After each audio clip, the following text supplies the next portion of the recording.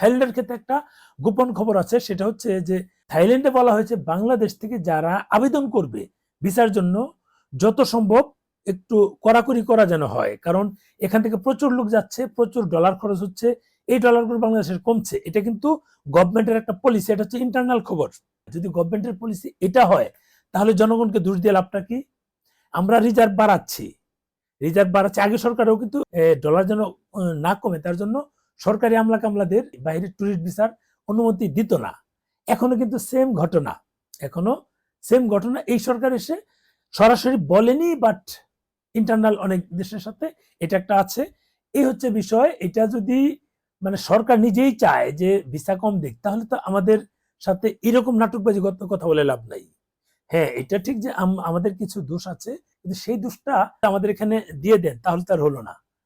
যেমন ভারতের ভিসা, আমরা যারা মেডিকেল ট্রিটমেন্টের জন্য যাচ্ছি বা আমার কাছে যারা ফোন দেয়, প্রতিদিন প্রচুর ফোন আসে, তাদের ক্ষেত্রে যাইতে হবেই।